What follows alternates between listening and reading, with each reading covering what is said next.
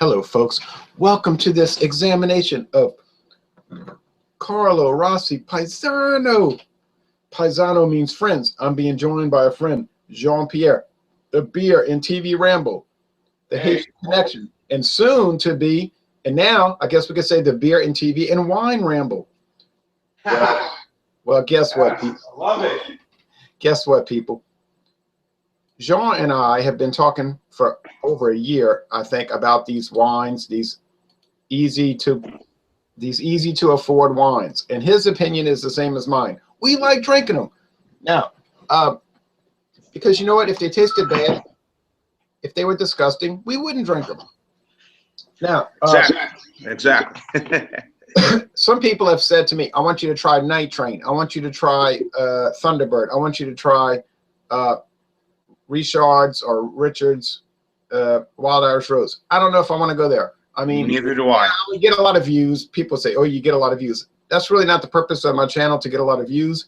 But I mean, it might be something to try if I want to just go down into the dark side of the alcohol world, like I did with, like I did with stinking Camo and Axe and Axehead and 440 Street Legal, which John Sharon said he liked, although later on he said it made him feel sick. So I told him, I said, I told you. Now, okay, now MD 2020, another one. Ugh.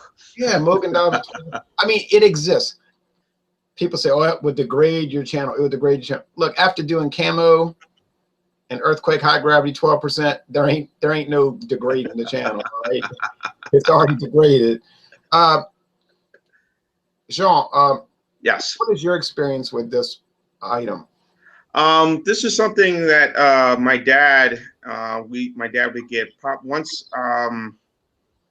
I guess became drinking age around, well, getting close to it, 95 or so. Like turned 21 in 97. But at that time, my dad was drinking a lot of these table wines, and my mom, we would have for supper or whatever, Thanksgiving, whatever. And of course, we were all at that time in high school, and he would give us our parents would give us just a little bit, not much, but just a little bit of wine, just because we weren't going anywhere, just amongst the family and friends, I'm sure the people watching say, "Oh, your dad gave you liquor, shame on you."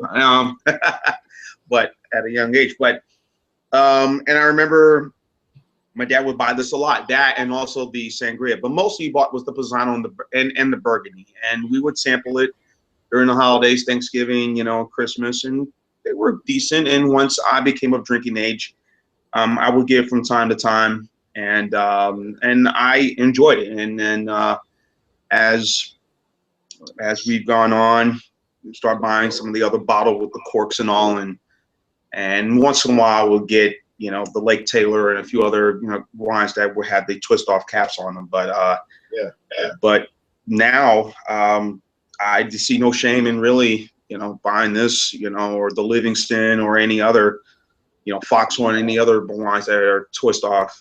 I think they're just as good. I hear a little echo. Maybe let me get my headphones put on, and I'll run and do that. So I got the house to myself, so hold on. This line of wine, and it's a good amount. There's red and white, and it's the same age as Jean. It's been on the market for 42 years, but really it's been on there longer, and I'll explain that. If you get on their website, and the Rossi website is very helpful. There's a lot of recipes for each of the wines, by the way, a lot of mixers you can do, food pairings, okay? Secondly, in 1962, they really started the Rossi line. They started Carlo Rossi Red Mountain Wines. Okay, so that's what it was. Carlo Rossi Red Mountain Wines. Apparently this was popular, so they wanted to develop it more and expand it or rebrand it or whatever. So in 1975, 13 years later, they came out with Carlo Rossi's line. And then they said they still use the Red Mountain terminology on some of the labels. I was looking, I didn't see that, but apparently Red Mountain was not done away with. That's probably because they wanted to keep the copyright. I bought this huge bottle. I'm going to try to pick this thing up. You could get a little workout drinking. It's like, yes, yes, yeah, thing. Yeah, I had some last night, and I enjoyed it. It made me sleep real good last night. So this bottle was $13.98 at Walmart plus tax. $13.98. I got mine at the Greer's Cash Saver, the also known as the Pay for More store. Cost was 10%. Yeah, this was about 13 and change plus tax. It came up to about around 15 or so. Yeah. So at Walmart, they don't add 10% service fee at the register.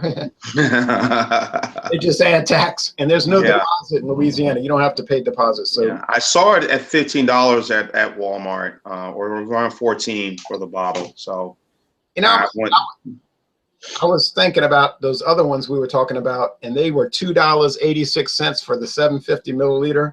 But at $13.98 divided by 4,000 milliliters times 750, that would be $2.62 per bottle. Right. That is as cheap. That is as cheap as it's going to come, folks. Right. If you look at the tags, I was in Mathern's this morning, and I looked, and I was at Walmart this morning getting my oil changed and tires rotated. Remember we talked about that? Right. The tag says 3 liters, but the bottle is 4 liters, so they might have increased the volume. I don't know. I don't know why all the tags say 3 liters, but the bottle, the jug bottle, clearly says 4L, 4 liters. And for 11.5% alcohol, but that's not bad, you know, for a wine. No. And since it's below 14.0, that means it's a... I know you said it one time. I forget, my friends. It's a table wine. Yeah. Okay. According to the United States government's Tax and Trade Bureau, any wine that is below 14.0 is a table wine. Anything above 14.0, 14.1 and up is a dessert wine. Now, interestingly, I was reading really carefully on this website, and William Kepley told me he reads these websites, these government websites. They're fascinating. Some people might find them highly boring, but they were saying that any wine below 7%, 7.0, is not handled by that bureau. It's handled by the Food and Drug Administration. Really? So it's like anything below 7%, they're considering it like a food product. I don't know why that's the case, but really, when you go to the store, do you ever really see any wines that low? I don't. They're always around 11, 12, you know, and up, you know. So if it was a 9% wine, I'd be like, whoa, something's wrong here. You know? Right. Well, I got to tell you, David Chiaradio, he's a Facebook friend and a viewer on YouTube. He makes comments. He asked me to do this. He said he and his grandfather years ago used to make wine in the basement, I think he said. And he said they modeled what they made at home on Paisano. And he insisted that I do a review. And I said, well, I had a bunch of other ones lined up to do, but then I felt bad about it. And I went to Walmart, and when I saw the price, I said, well, heck, what's the difference? I may as well get it. Right. So I hurried up and drank all of that Burgundy from Paul Masson, which was very easy to drink. And you, unfortunately, could not get that one. Parmesan Burgundy? No, I cannot. I've been to all the stores, can't see it nowhere. And I probably need to go to maybe the Publix. So I have a better chance getting it there or Rouse's than I would at Walmart or.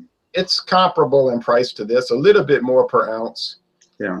But boy, and it's a little more full-bodied, a little more like tannin, like grape skin. So, I mean, it's good. Don't get me wrong. And I have this Carlo Rossi Burgundy on my to try list. Don't mistake me. I got it. I could get that, no problem. Not to mention Livingston Cellars. Mm-hmm. We get plenty of those here too, and I definitely love the Red Rose, and I definitely like their. They had another. Their Merlot's also pretty good too. So that's on my list. Yeah, I got the Gallo. I got the Gallo family Merlot in my.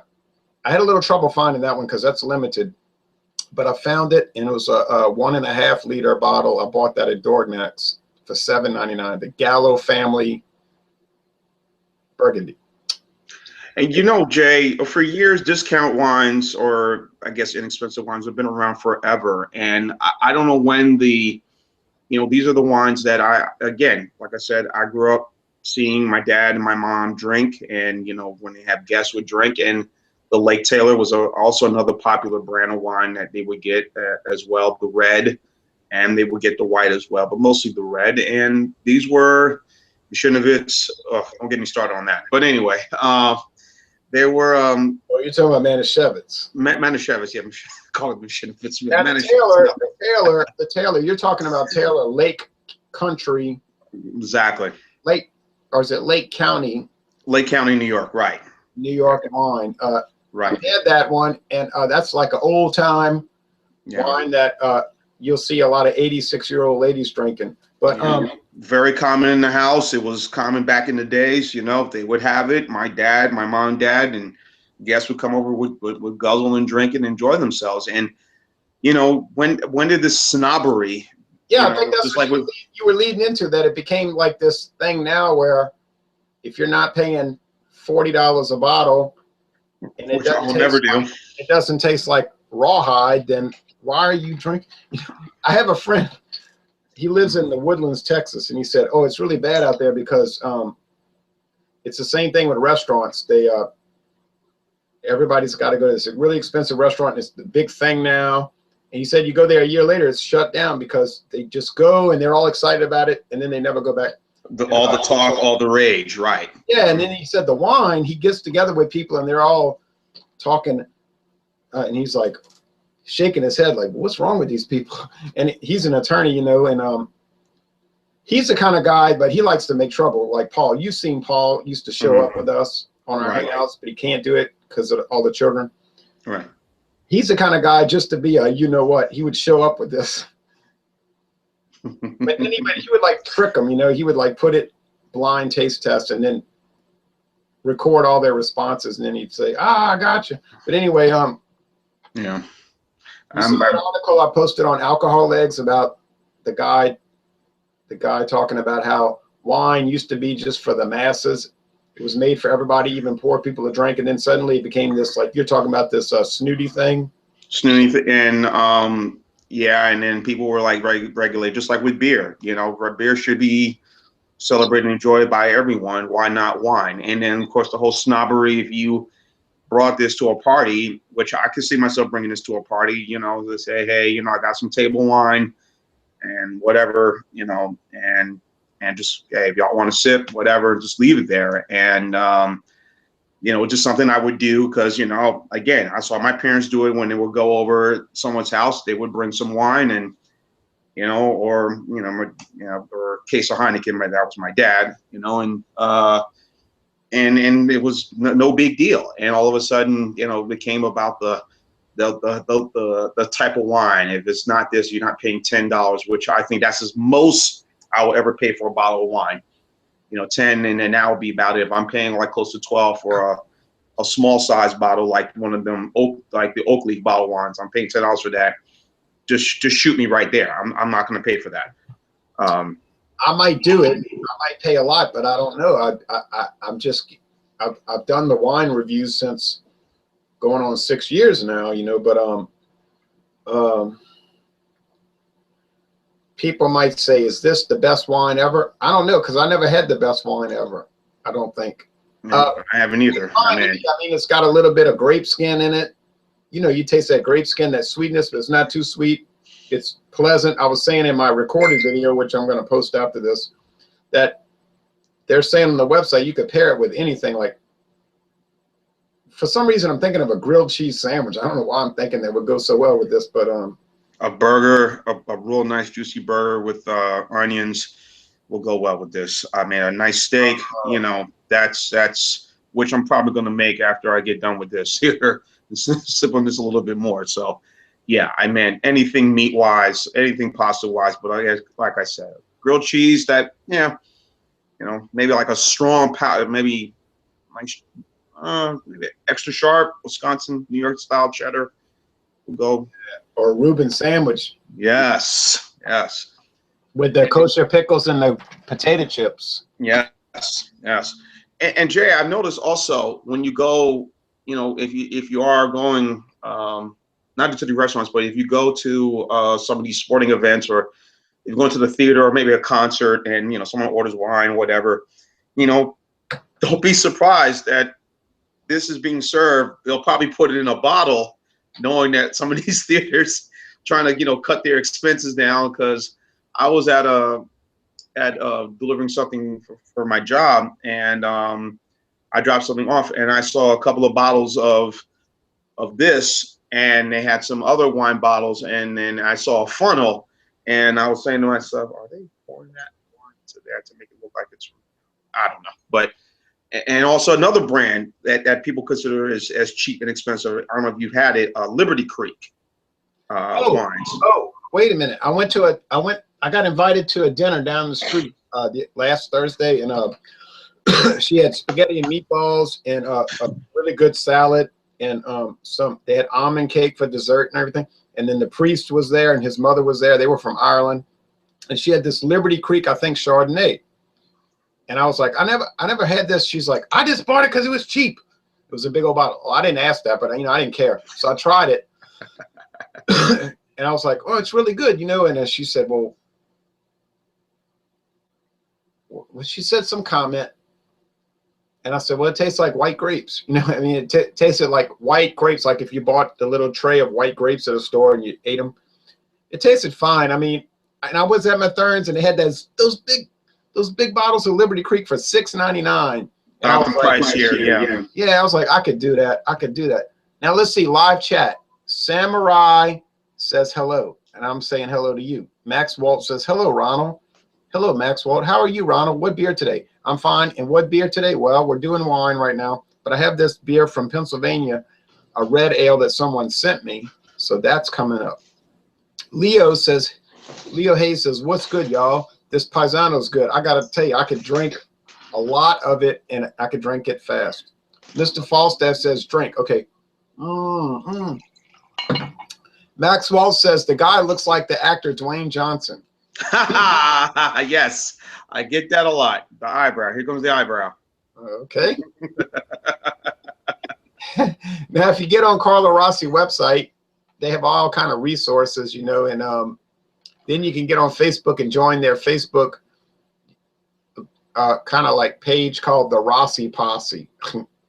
The Rossi Posse. I'm sure probably exchange recipes. Hey, I wouldn't mind getting on that group. I mean, they're on Facebook, you said, right? It's on Facebook. It's called the Carlo Rossi, and it says join the Rossi Posse. So I liked it, and I might share this review with them, see what they say. Either they'll say we like it, or they'll ignore it, or they'll say please take this down. They'll delete it. But anyway, I was at the you talk about sporting events. Last month I was at the New Orleans Pelicans game. I went there Friday night with some friends, and we don't want to talk about that because they lost to the Brooklyn Nets, 143 to 114. Brooklyn's trash. They're not. They're bad to watch. They're a bad team. Even though we beat the Cavaliers last night, but yeah. But anyway, I was at the Pelicans. All right, so I'm up there in section 300, and they're having a wine tasting. And so the ladies say, hey, you want to try this wine? Well, who's going to say, no, I don't want to try free wine? No, I don't want to try free wine because I'm an idiot. Yeah, I said, well, yeah, I'll try it. And they had Barefoot. Well, I didn't know anything about Barefoot, okay? But I heard of it, you know. So I said, well, who makes this? And I kind of figured I knew what they were going to say. She said, oh, Gallo. Of course. So that's a shock. She said, what do you want to try, the Pinot Grigio or the another red one? What's another red one? You mean Pinot Noir, you mean? I mean Pinot, I'm sorry. Pinot Noir. Excuse me, people. I've already drank enough. No, Pinot Noir or Was it the Cabernet, which is why that's one of my favorites. yeah, that was Yeah, it. yeah, Cabernet. Yeah. Try. I said, well, I would like to try both. Really? Okay, fine. They don't care. You know, anytime they have a tasting, they say you can try one, but then they'll let you try them all. So I said, well, it tasted really good to me, and I didn't see any problem with it. Yeah, Pinot Noir is not what I get around. I've started to like a little bit the Syrah. I get that from time to time, but mostly the ones I get always is Cabernet, and I think it's more fuller, more of a real solid bite towards of a quality red wine. And again, people's fascination with the sweet stuff, the sangrias, and even when you buy the Arbor Mist, which, you know, those are for to me, I put that in the category of wine coolers. I mean, that ain't wine to me. Yeah, when it starts getting too sweet, I start getting disgusted. Yeah. And sangria, that's a different story. I mean, sangria, there's a little sweetness, but not overly sweet. You know, that's flavored. It'll tell you natural flavors. Oh, exactly. You know what? Now that I think about it, I think it was Pinot Grigio she had from Liberty Creek. But well, whatever. It was good. Okay. Because when you said red, I said Pinot. I said it had to be Pinot Noir. That's the one. She had the white, the Liberty Creek, and the Barefoot over at the New Orleans Arena, the Smoothie King Center. They had 2 whites and 2 reds. So I said, give me the reds. You know, they have a lot of alcohol tastings in Louisiana. I don't know about Alabama, but don't get me started, but continue. Drink a little. Mind if I drink a little bit more wine? Go ahead, my friend. I'm gonna drink a little bit more, but I'm thirsty. Hey, look, I was on Airline Highway US 61 in Kenner, and I was at a place that was not what you would call a nice convenience store. Okay. In England, they would call it a dodgy convenience store. We would say questionable. All right. It's called the wrong part of town type convenience store where you go outside, you got to look. I don't know if it's necessarily the wrong part of town, but it ain't exactly the right part of town. Well, let's put it this way, Jay. You're walking and you got to do this and do this like every 2 seconds. You know. You just want to make sure you're aware of your surroundings. All right. There you go. I'll go in there because I was going somewhere and I said, I'm a little early. Let me stop in and scout this place. And it's owned by Arab guys, you know. And you might try to rob the place, but I guarantee they're going to pull out a Glock and start blasting. Right. So, and you got the partition in front, right? The partition was no, it's not that. Like I said, it's not a bad neighborhood. It's just like not a great neighborhood. It's sort of like a business, quasi-industrial. Okay. They have girlfriends you can get, but you got to pay them to be your girlfriend. But anyway, you know, the kind of place is like close to the airport. You can buy some chemicals. But anyway, all right. You can treat your nose. But anyway, all right. Then on the other hand, it's not all horrible because, you know, there's like Popeye's Chicken and there's Brian Chevrolet. So it's like I say, questionable. But it depends on what question you're trying to have answered. Right. Go down that highway. All right. So I go in this place, Pelican. And I did not feel in danger at all because, like I tell you, those Arab guys, they're gonna come out blasting. And if you try to rob the place, you might kill them, but I guarantee they're gonna empty the chamber on you.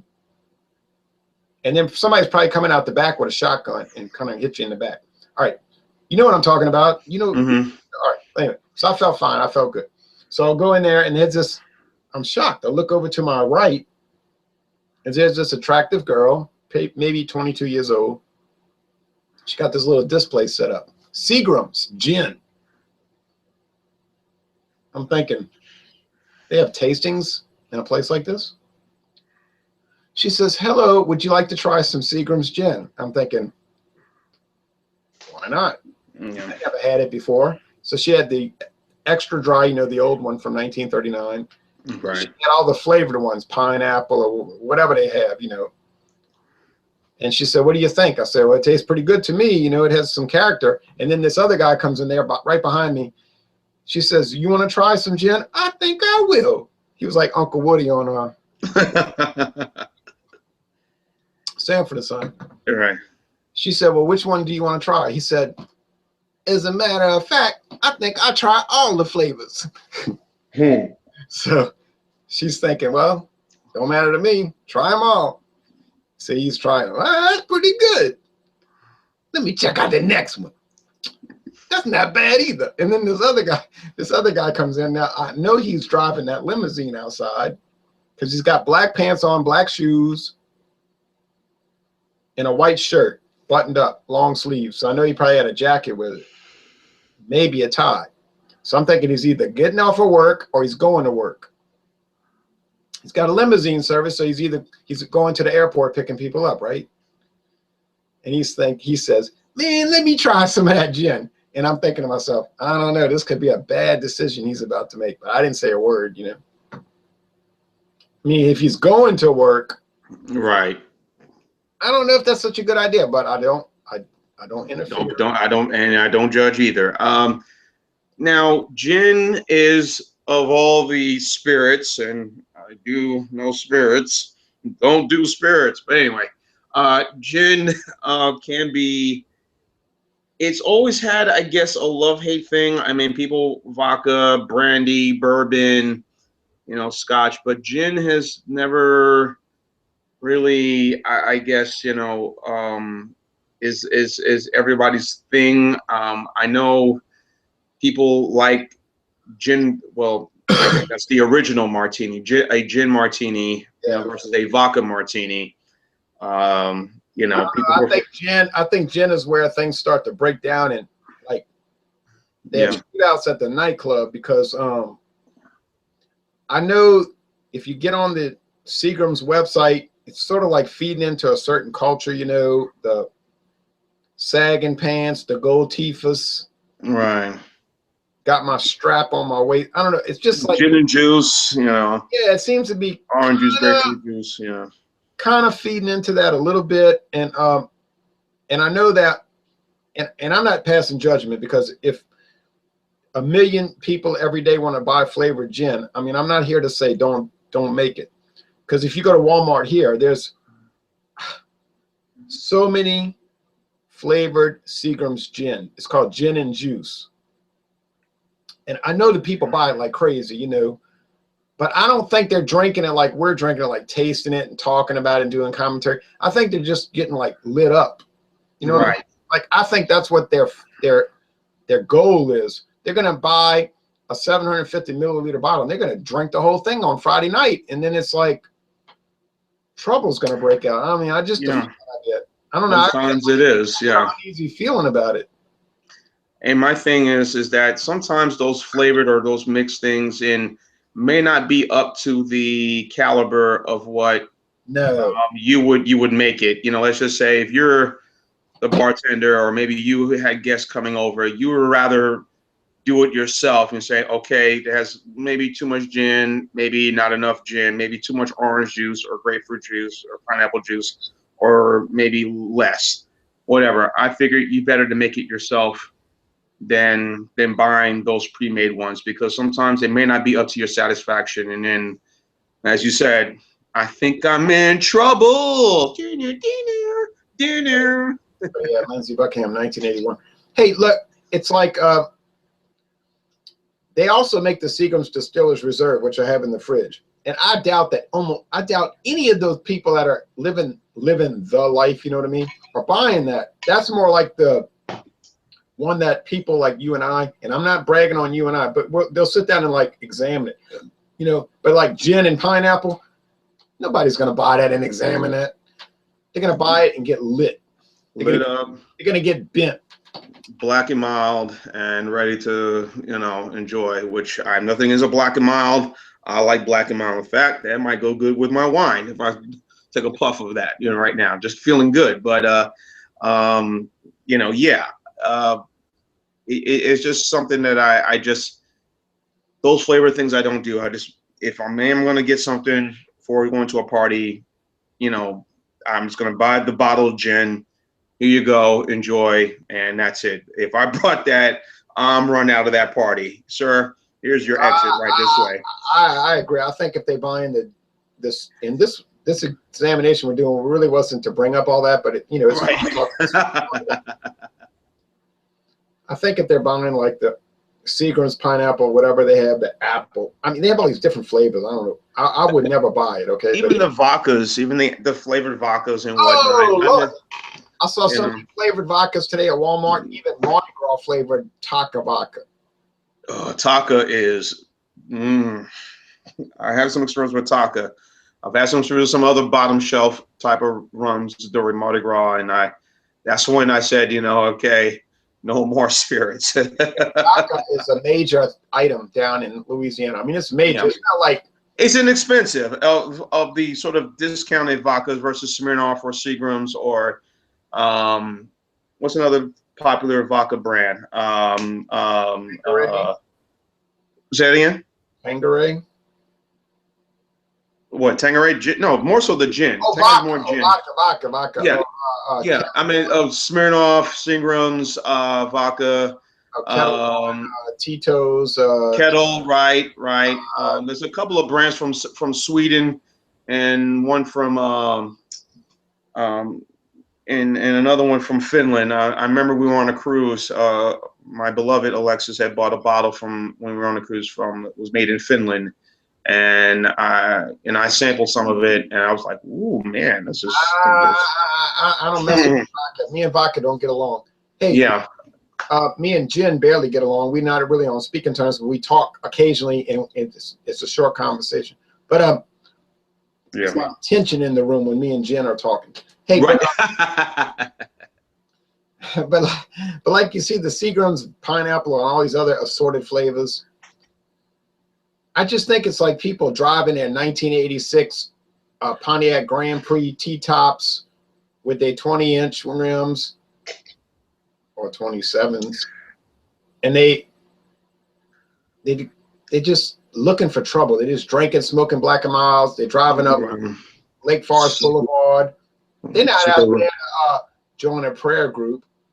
They're out there to. I just think I try to avoid that lifestyle. It just seems like a bad business. Yeah, it's just it is. I mean, like I said, you want to have fun. So all times, during the season, Mardi Gras, whatever, great. But most times, I'm just, I'm now particularly, I'm just want to kind of say, make sure I know I had my limit, particularly, with my godchild Daviana, and if she's with me, I'm trying to kind of keep it to an even keel. Just like, okay, not do anything crazy, Right. Stay out of trouble. And then they'll say, don't judge me by my tats. Yeah. I was like, yeah, but your tattoo is an AK-47. So I am gonna judge you. A Glock 9, I am gonna judge you. I mean, you didn't put it up there because, but for any other reason, I'm not stupid over here. All right. Anyway, let's see what the commentators say. So okay, to get down to it, enough of the commiserating. I think the Carlo Rossi Paisano is very good for friends and family, and it's a great get-together wine. I have no problem with it. I would buy it again without any hesitation. I have to tell you this. I would agree. Now let's see what the commentators say. Carlo Rossi is the best table wine in my opinion, but maybe that's because my family has always drank it. That's what Colby Grillon says. It's just a big jug, so why not? You know what, Colby? That's what we're saying right here. It's a big jug, so why not? Yep. Texton says, hey, Ron, I watch many of your beer reviews. My funny story on Paisano. You want to hear this story? Let's hear it. I bought a jug in Mexico on a cruise. The steward carried the jug on his shoulder to make fun of us for drinking cheap wine. Oh, well, too bad. I'm sure he probably wanted some. If he didn't crack the top already, maybe fill it up with water just to say, here you go, sir. That's because he's got that built-in cruise ship tip. He can be that way. Watching you, Max Walt says, I'm watching you from Moscow, Ronald. Your reviews looking for quite some time. Okay. Thank you for them. Myself, I like to try different beers. Always watch your video when I try new beer. That's what I like to do. I try different beers. It's just like a hobby, you know. Yeah, Oh, well, yeah. I guess it's going to be a month or so before we can get to another wine, because who in the world could drink through 4 liters too fast? Well, I can't. You know, I'm probably sip some of it tonight, and I still got some beer left over. Just to let you know, Jay, my little mini laptop is going through some stuff right now. It still works. It's okay. What happened was it's all right. Let me show you what the laptop is. It's one of these right here, the HP. oh yeah, I have HP netbooks, and I've always been a fan of these, particularly when I'm going home to go see my folks back in Jersey. I like traveling with this, or maybe going to the coffee shops or wherever, or someplace where, or McDonald's where there's a Wi-Fi. And I like having this around because it's good, it's convenient, small, it's lightweight. But unfortunately, they're very sensitive, and not much, but just a little bit of liquid had got into it. And yeah, and so it still works fine, but sometimes the cursor just kind of keeps going, and every time I try to put it back, or at least try to get it back to where it was, it just keeps going. And I had a little difficulty Sunday. I used it to do my review of the Leinenkugel Oktoberfest, and so it was having some issues, and I kind of got frustrated, and I threw it, and then it still works. And right now it's just a little odd looking shape, but it was a cheap little thing. When I bought it back on Black Friday, what was it, maybe a year or two or so ago, and now it's I probably will get another one again, because the laptop I'm using right now is my wife's laptop, and of course she can't stand me doing these beer reviews, but I just want to say here, I just want to say here live on the internet that I have never thrown a computer that I intended to use again. I know. But hey, it took a punch, but I'll probably get me another one. So I'll try to use it tomorrow night for the the review of Rockdale, the 3.9, which we'll get into, especially the stuff that John Sharon had told us about that beer, and I guess that will be discussed on tomorrow night. Yeah. And one more thing, we're pretty much kind of out of beers. We did every beer, like we can. Yeah. People say, "Well, try this craft beer, try that craft beer." We would love to do it. The problem is people cannot get it. There you go. What I can get, other people can't get. What they can get, I can't get. So there's no purpose in it. The whole thing with the examinations is there's no purpose to that. We just like to talk about this brand and what about it? What do we think? It's not that important. So we were talking about we might do different wines like we're doing right now. We might do all these different wines that you can get at Walmart. And John Sharon was like, "Oh yeah, I would do that. That sounds fun." So it's like, why not? I mean, we're not under any kind of like rules, right? So, Walmart, Mere Supermarket, Kroger, and even, yes, I'm going to throw it out there, Dollar General. They got a brand of wine that's similar to the oak leaf called the, if you saw my review of the Rockdale and Kirkland's Light, called Spring Creek brand of wines. No, Dollar General does not sell alcohol. Oh, okay. Well, here they do, and I'm thinking in Mississippi they do, but definitely here in Alabama, which they did some test markets, I think back in 2009, 2010, and then they went national in 2011, I think. Yeah, in Florida they do it. I do need to go back to Trader Joe's and do some more research. But my experience. Charles Shaw. The $2 Chuck. My experience with Trader Joe's has been not good, actually. I've gotten some good beers from them, but for every good beer I've gotten from them, I've gotten a bad one. And for every good liquor, I've gotten a bad one. What about wines? What about their wines? Have you tried any of their wines? Yeah, I tried that sherry, that cream sherry. It was the worst sherry I've ever had. It was $4.99 for the bottle, and it was about $4 too expensive. Oh yeah, I drank it all, but it was unpleasant. Every sip was unpleasant. I was like, this was a ripoff. So, you know, I'm a little wary about Trader Joe's. I bought the Pierre Duchesne brandy. It was all right. I don't know. A lot of their stuff is just all right. And then a lot of their beers are just, frankly, bad, like unpleasant, like you would dump it out. You know what I'm talking about. So Yeah. I'm a little torn now. But the thing about Trader Joe's, you can get some really good ones. You can get that Black Toad Brown Ale. It's a wonderful beer. You can get the Joseph's Belgian Golden Ale or Blonde Ale. Wonderful beer. It's just like hit or miss, but then you're not paying too much, so you don't mind taking the chance. You know what I mean? Right. We'll see. But I have close to me, so. well, I mean, just like with the Costco, the Kirkland's brand, you know, with the signature light beer, which I will never, ever, ever buy again. You know, people think, oh yeah, you're getting a good deal. That's a good. I said, oh no. No, anytime I think of Kirkland's Light, it makes my teeth hurt. Exactly. That's not a good sign. But exactly, and then some of the other places, and but the other branded beers that Kirkland's puts out, I mean, I haven't tried yet, and you know, I know Kino,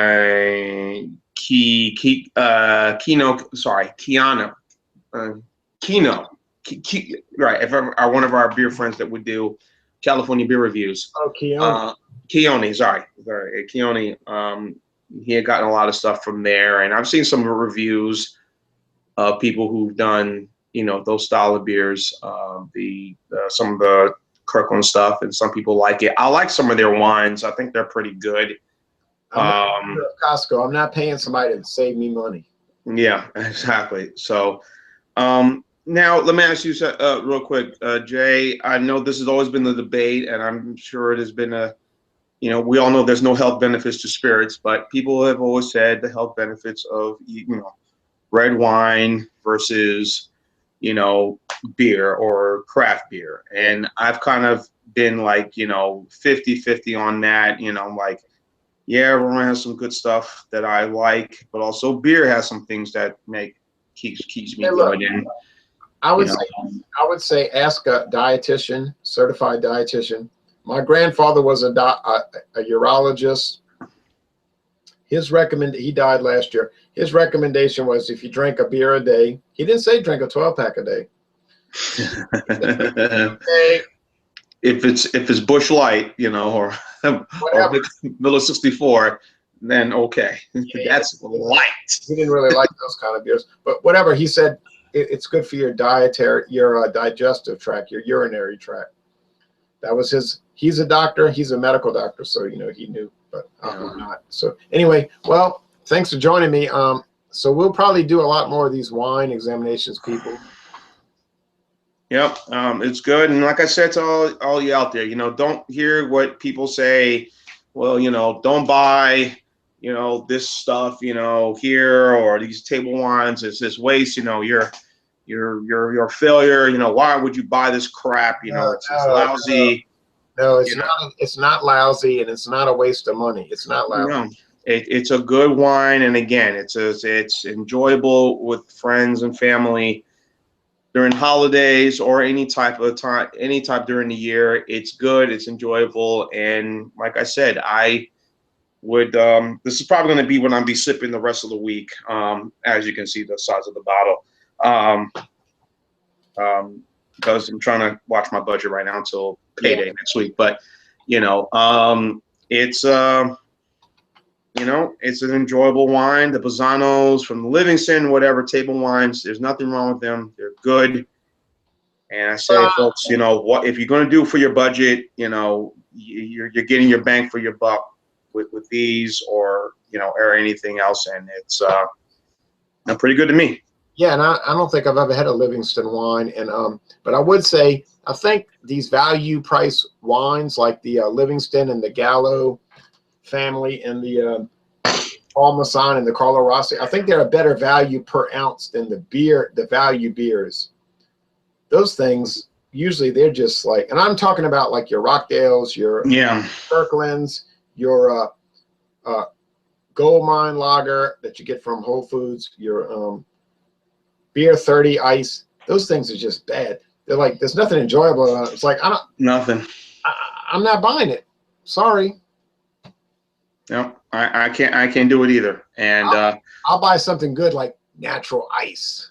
yes, and then also getting back to some of these stores, I'm hearing the Family Dollar, I know, has been talking about possibly maybe selling, getting to the beer market. I know they've done some test markets in other cities. They're thinking about doing it, and I'm wondering, the first beer that kind of came to mind is Family Dollar. I know they're trying to compete with Walmart and Dollar General, one of the other big three dollar stores. And I don't think Dollar Tree will ever get into the alcohol business. But but Dollar Tree bought Family Dollar, and Family Dollar told me that they are going to try to start selling alcohol in Louisiana. Whether they do, I don't know. I bought some of their, I'm not too thrilled with these, honestly. This Cheyenne Menthol 100s, and